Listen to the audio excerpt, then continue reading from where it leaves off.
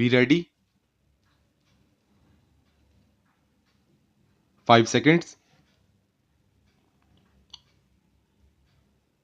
Start. It is urged by him that the High Court has fallen into error by opining that there was no justification to exercise jurisdiction under Article 226 of the Constitution of India, whereas the facts stated warranted deletion of such an observation by the DRAT, as a tribunal has no jurisdiction to grant such liberty, and especially when a settlement between the borrower and auction purchaser had been arrived at. Learned counsel would submit that the DRAT had really not addressed to any issue, and after recording a settlement in a most brief manner recorded the observations which really deserved to be quashed by the High Court. It is further canvassed by the Council that the High Court should have taken note of the fact that the order passed by the DRAT had already been complied with, and it was absolutely unnecessary to drag the bank to a further litigation which is contrary to the spirit of Act and the purpose of recovery of debts due to Banks and Financial Institutions Act 1993.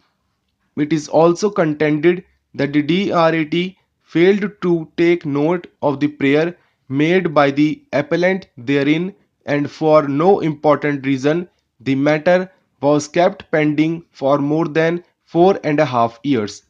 The learned counsel appearing for the respondent number 1 contended that he had paid the dues of the bank within the time fixed by the DRAT, and thereafter he had also transferred the property in favor of a third party due to financial difficulties. In essence, submission of learned counsel is that putting the clock back is likely to cause serious loss to him.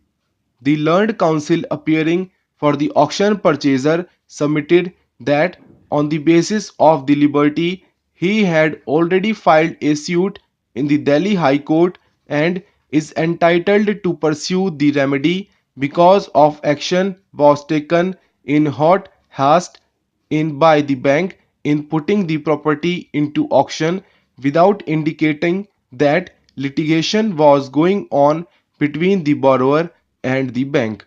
It is urged by him, had the said fact was made known, the third respondent would not have participated in the auction. It is argued by him that his claim for damages cannot be nullified the decision of the High Court. Before we dwell upon the jurisdiction of the DRAT to give such a liberty to the auction purchaser, we think that it is absolutely imperative in the case at hand to take note of the fact that though the appeal was filed before the DRAT and admitted, yet the same was disposed of almost after 4.5 years. We are at pains to say that the DRT has totally forgotten the obligation cast on it under the RDB Act and also had remained quite oblivious of the salient features and the main purpose of Act. In this context, we may fruitfully refer to the objects and reasons of the Act. The relevant part of it reads, the financial sector has been one of the key drivers in India's efforts to achieve success in rapidly developing its economy. While the banking industry in India is progressively complying with international prudential norms and accounting practices, there are certain areas in which the banking and financial sector do not have a level playing field as compared to other participants in the financial markets in the world. There is no legal provision for facilitating securitization of financial assets of banks and financial institutions. Further, unlike international banks, the banks and financial institutions in India do not have power to take possession of securities and sell them. Our existing legal framework relating to commercial transactions has not kept pace with the challenging commercial practices and financial sector reforms. This has resulted in slow pace of recovery of defaulting loans and mounting levels of non-performing assets of banks and financial institutions. Narasimhan Committee 1 and 2 constituted by the central government for the purpose of examining banking sector reforms have considered the need for changes in the legal system in respects of these areas. In another case, referring to the statement of objects and reasons, this court dealt with the submission that existing rights of private parties under a contract cannot be interfered with, more particularly putting one party in an advantageous position over the other. In that context, the three-judge bench observed,